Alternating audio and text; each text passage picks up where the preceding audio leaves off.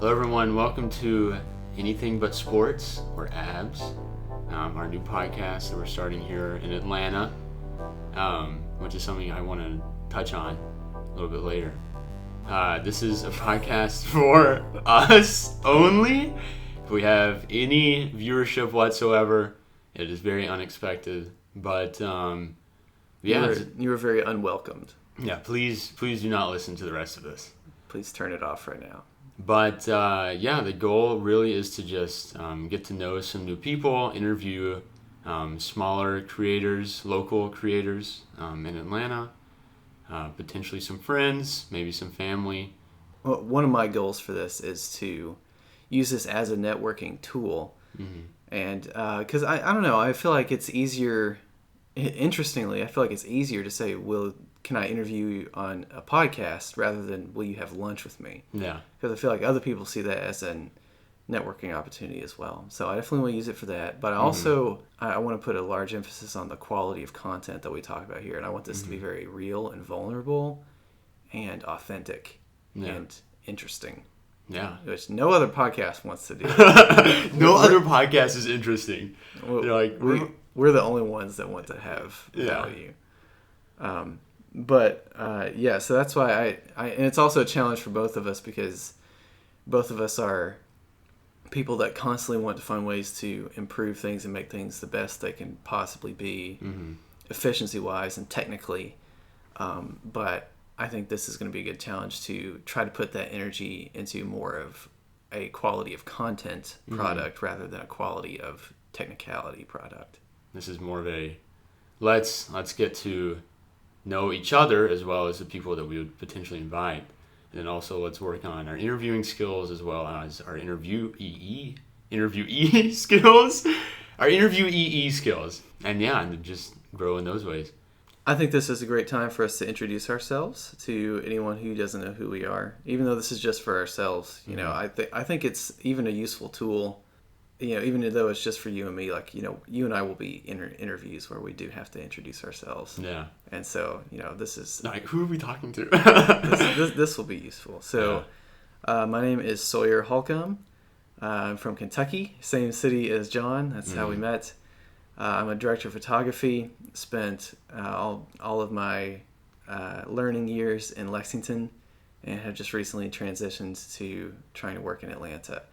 I want to work on bigger projects, better projects, need to get some more experience. But most importantly, I want to find a way to trick someone into giving me money so I can work with all my friends. And that's pretty much that's the ideal goal. Yeah. So I'm John Bowling. Like Sawyer said, he and I grew up in I don't know if I would call it a city. It's a city. Yeah, it's two interstate exits. True, so true. It's a town, or it's an area in Kentucky, and I'm a professional PA. That's how I would describe myself. I don't want to be a PA anymore. I have come to almost despise being a PA. I know how to do it. I think I'm decent at it. I would hope so, at least. But I want to produce, and that's my dream goal, is to become a producer. Like you said, work on bigger and better projects with my friends. And I think we should maybe talk about that, how it seems like that's kind of a common theme, right? You talk to all your friends who are in media, and everyone always says, oh yeah, I want to work on my own stuff. I want to do my own thing. I don't want to work on these big projects like that other companies, like these, mega $1 million companies are working on. I want to do my own thing. And I see nothing wrong with that.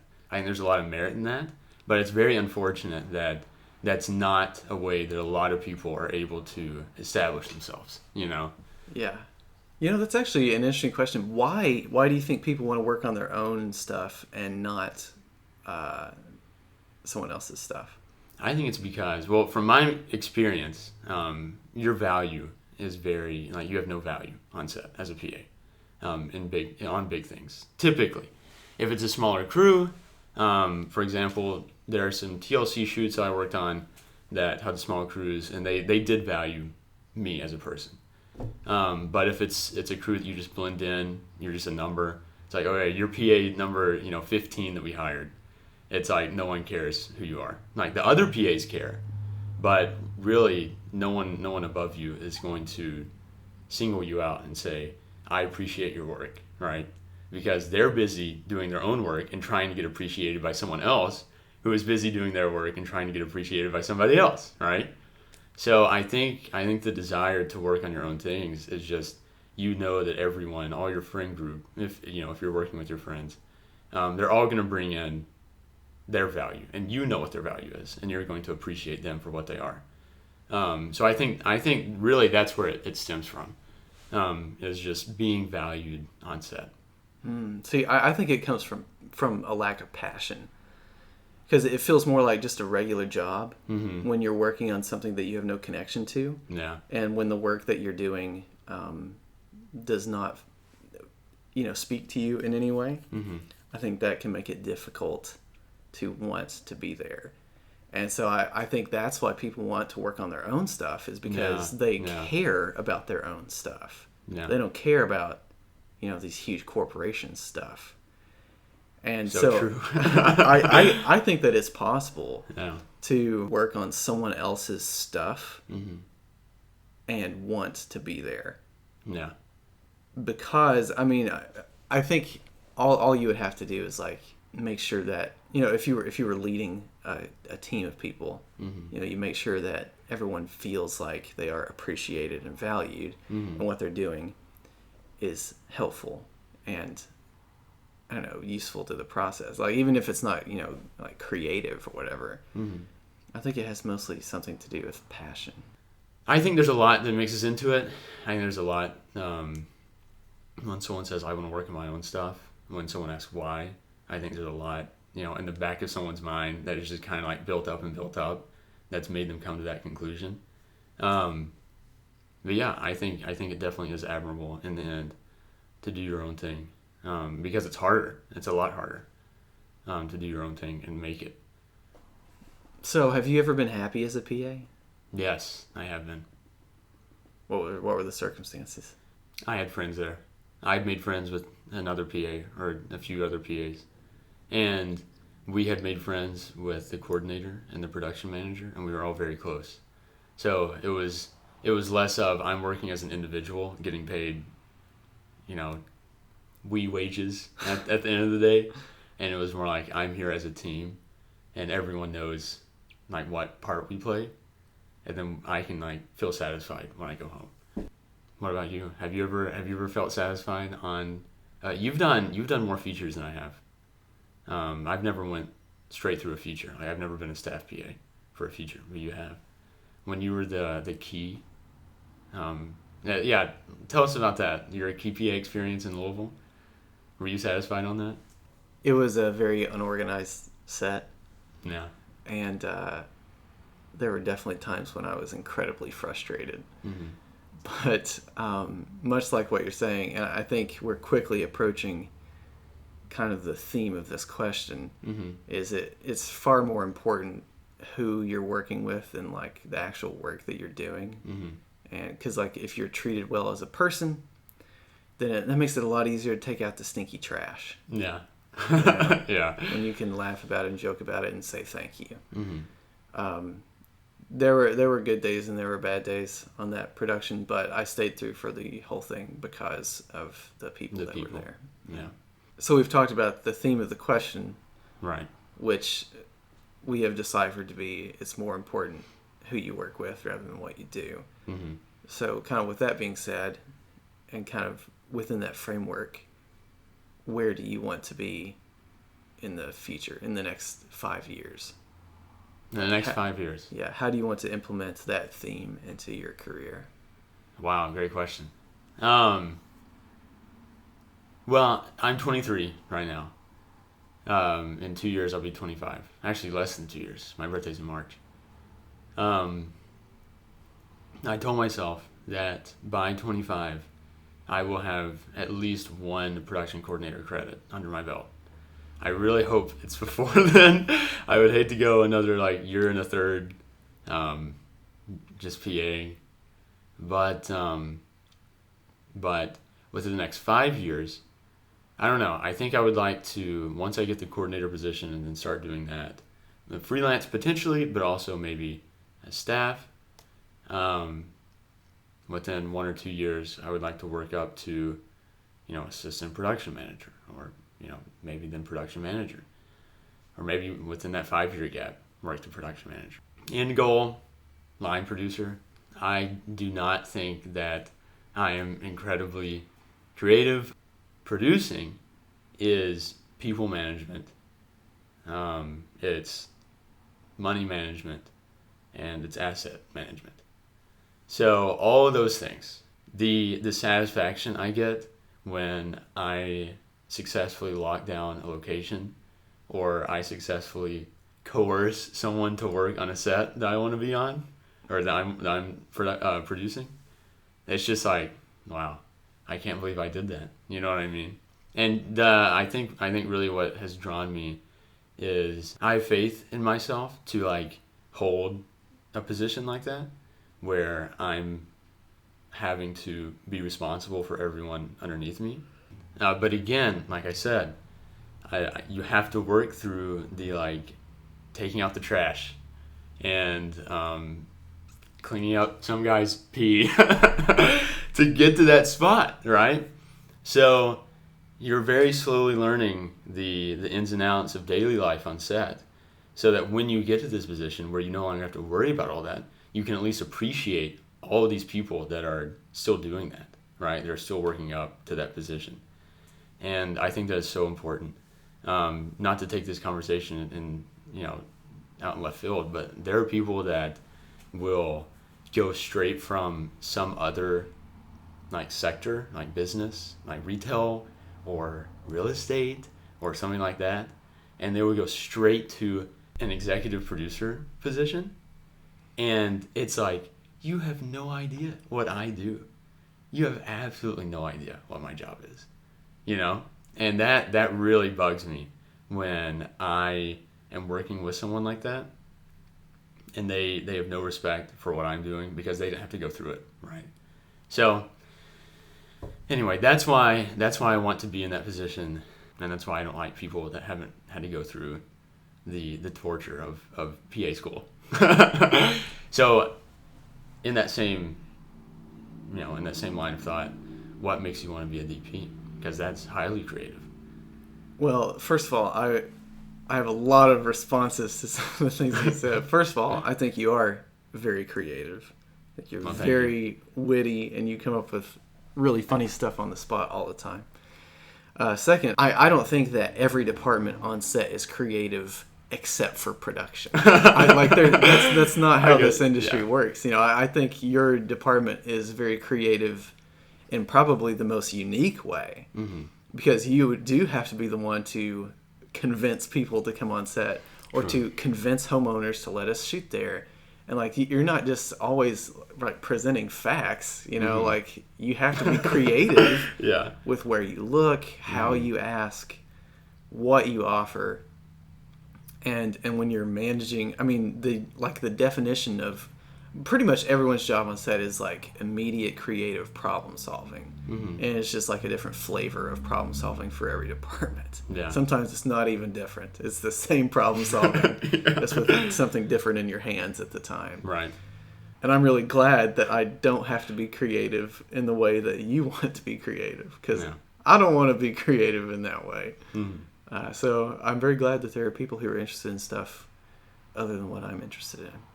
And then the last point that you brought up, talking about people who don't understand what other people do, that's probably one of the biggest realizations or definitions that I have created myself through my experience. And I'm sure this exists somewhere, but I call it technical empathy, where you understand what other people have went through or will have to do when you ask a request of them. So that's why I think it is so important for, like, I've been in an art department, I've been PA, I've been in camera department, and I think it is so important for like the DP and camera department to at least know, or better yet, have worked in art department, locations, sound department. Because when you make a request, if you say, hey, Art, I made a mistake. We need to flip this entire set. Yeah. Can you have it done in 3 minutes? That's an unreasonable request. Yeah.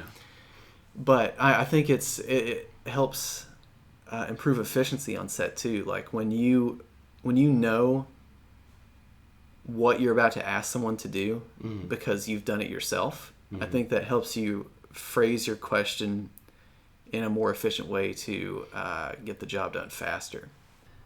I guess to answer the question, why do I want to be in camera department, or why do I want to be a DP? I don't know. I honestly, I have no idea why I really want to do this. I know that I really enjoy problem solving, and I really enjoy planning shots ahead of time. And my favorite job of all time, like my favorite little crumb of what I do, is when a director or whoever is the more creative person than me comes up and says, okay, here's the shot that I want to get. It's very complicated, very difficult. Figure it out. You have to figure out how we're going to get that shot. And then I say, okay. And that is my favorite part of what I do, is achieving someone else's vision. I don't know. There's something very satisfying about looking at an image and being able to, pick apart every little quadrant of it, and like being able to justify why every piece of the image is the way that it is. I enjoy that aspect of it, but then I also really enjoy the fact that I know a lot of that stuff is going to be subconscious to viewers. Yeah. And like when people say that feels like a movie, or that felt like a good image, that's what I'm looking for. I like to switch topics now and talk about, instead of talking about our career, because I think we focus on our career for the first portion of this, I want to talk about, we both just recently moved to Atlanta. Yeah. That's a big life step.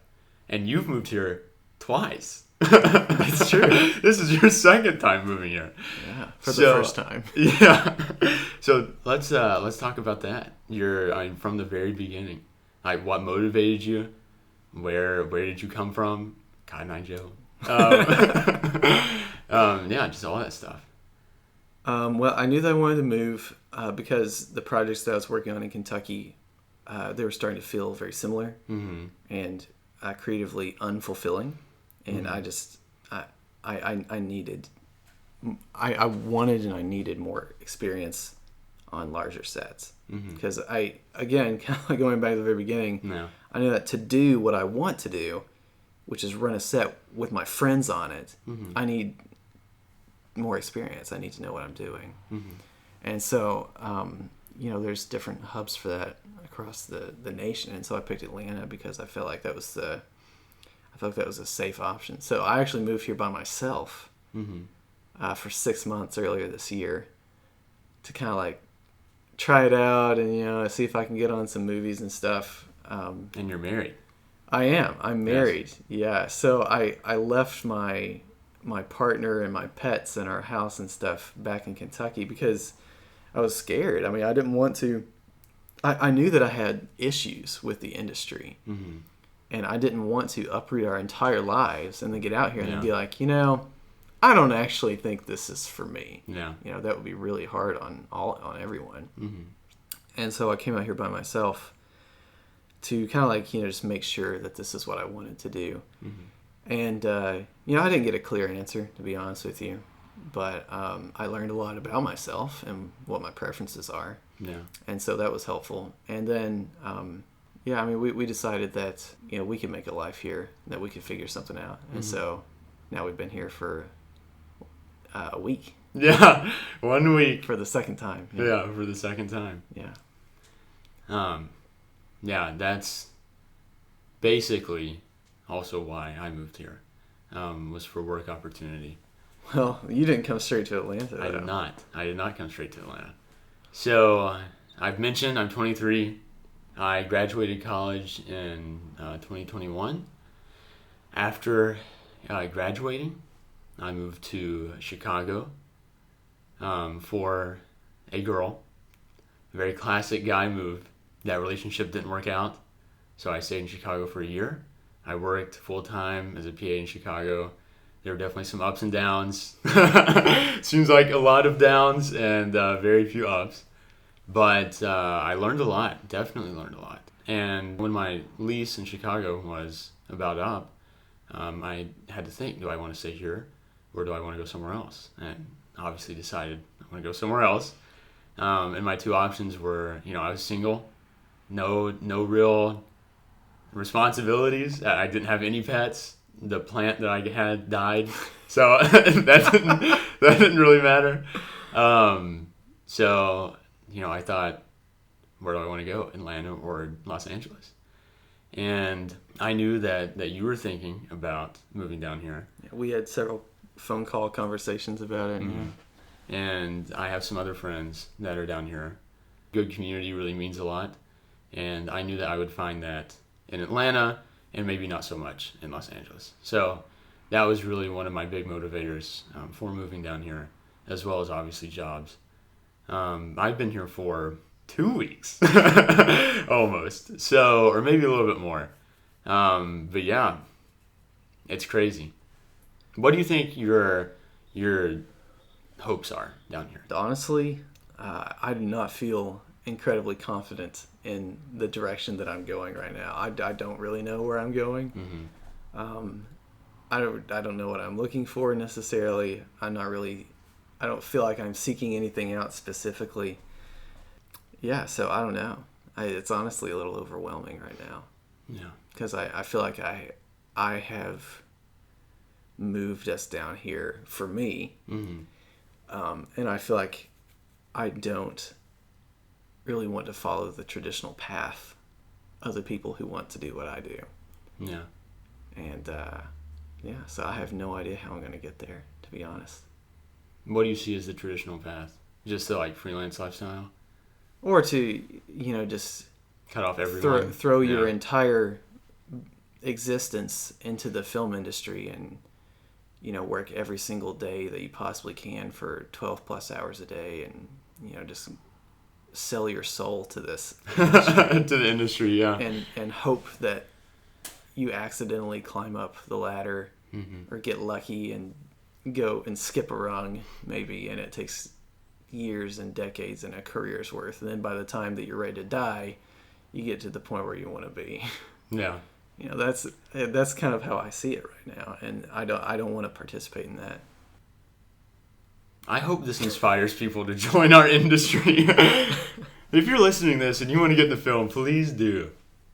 But I think to wrap this up, I would like to talk about the good in the industry. And I think that for me, one thing that I've seen that is good is that if you're good at your job, eventually you will get noticed. Eventually, that's the key word there. You will get noticed and you will work out. It may take time. It probably will take a lot of time. But as long as you continue at it, you are able to work out. And I think that's what keeps me motivated whenever I go to a different set. And also I think you get to meet a lot of very unique people. I've met a ton of different people that have completely different lives than mine. And I think that coming from someone who came from a very small town where everyone is exactly alike, everyone has almost the exact same beliefs, just being able to immerse myself be in the culture, but not of the culture, if that makes sense. So be myself, but also understand and appreciate all these people that have different views on certain things and be able to talk to them. I think is a very unique experience that sometimes people wouldn't get in a different job. So I think that's also a very good pro. I think that the fact that any of these jobs exist at all Mm-hmm. is a pro. I mean, because when you really break down... See, this is why I don't take anything that I do very seriously in film. Mm-hmm. Because it's stupid. When you really, really break it down to the three pieces that it is. Mm-hmm. So we are all, I mean, I guess not all of us, but like, you know, people will give millions of dollars to a group of 40 or 60 people who are all working tirelessly so we can play dress up play pretend and then film it on one of the most complicated, intricate inventions ever so we can entertain other adults for money. I mean, I think that's hilarious. I can't believe that I get paid sometimes to do that. I mean, I don't know. I think that kind of perspective is very important. I think another pro that some people outside the film industry may not realize, or maybe they have, it's been in the news here lately, is that a lot of film professionals unionize. There are established unions in like every major city for, you know, film, theater, stagehands, etc., etc. And I think that's great. Unfortunately, PAs can't unionize. Just the fact that eventually you can get to a point where you will have union support and you will have health care and you will have, you know, you can set up a retirement fund or whatever. Yeah, that's a big pro. Wow, having basic things that other jobs offer from the ground up is considered a pro. Yeah. Great. When you say it like that, imagine if we didn't have unions. That would be awful. It'd be worse. It would be way worse. And it's bad now. Yeah. But IATSE was in the news very recently for making sure that workers get sleep, which is, I feel like, is only something that you hear about in media, is like your union has to fight for you to sleep. But I mean, at least that was great that they did that, you know? It's like, I'm glad that at least there was someone that stood up and said, hey, we represent these people. These people are getting overworked. Like, can you please take care of your workers, right? That's why I say it's a pro, just to have someone that's there for you. Yeah, community. Yeah, exactly. That's like, we're going to take care of you. You know, pay us several $1,000s a year, but we will take care of you on set. So I think that's what I mean by that. All right. Well, I think that was a pretty good start to a podcast. I think we had a good conversation that hopefully we can whittle down into something that's useful. So if you had to pick one word to describe the themes of everything we've talked about today, what would it be and why? So we talked a lot about our jobs, so I'm going to say job. My reasoning behind that definitely is because this doesn't feel like a career yet for either of us, and I think job more accurately represents where we're at right now, as opposed to career, if that makes sense. What about you, Sawyer? Yeah. I would say if I had to pick one word to describe everything we've talked about, it would be reinvention. Because I feel like everything that we've talked about today, anyone who is even just a little bit further ahead than we are has already had all these thoughts. Yeah. But I think it's still important for us to figure things out on our own as well. You know, I don't know. We're starting a podcast. There's a million podcasts. Yeah. We're going through this industry, like we're very early in the stages.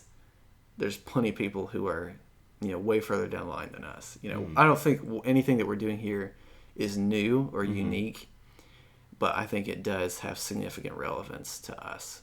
Yeah, I agree with that. Reinvention is a good word. Job/reinvention. The classic combo. All right, well, thanks so much, everyone who may be listening. Yeah, John, thank you for a lovely conversation. No. I'll see you next time. Yeah, we'll see you when we see you.